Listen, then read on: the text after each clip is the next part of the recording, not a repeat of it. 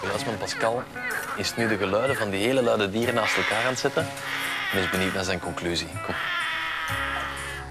En Pascal, lukt het? Ja. Zeg, wat is nu het luidste dier? De omstandigheden dat we dat hebben opgenomen waren zo verschillend. Uit het een beest hadden we de micro hier, het andere beest was ver. Het andere beest hebben we zelf niet gezien, die roerdomp. Maar als we beginnen met die meeuwen, Ja. dat was toch vrij luid? Hè? Kunnen we dat nog eens over? Ja, tuurlijk. Dat is toch luid? Ja, maar het zijn er ook veel, hè. Ja. Zijn Het veel stoort meer- niet dat geluid. Hè? Dat Storen? stoort niet, hè? Stel, als ik dat hoor, dan denk ik kan een kremmetje.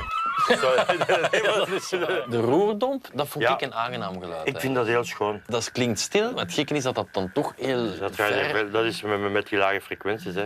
Ja, die golven zijn veel langer, dus die dragen ook veel verder. Ik word daar rustig van, jij niet? Ik zou er graag in hun huis halen. Ja, maar ga je zien dat ze die verkopen in de roerdompwinkel. Hè. Als je ze nu allemaal tezamen gewoon laat horen zoals Ja. we ze opgenomen hebben, Ja. wat springt er dan wel bovenuit? Ben je klaar voor? Ja, here we go. Ja. Het is die egel, hè? Nee, en Die springt er ver. Ja, van een beest waarvan we het niet daar verwacht was ik hadden. echt van verschoten dat dat zo lawaai kon maken.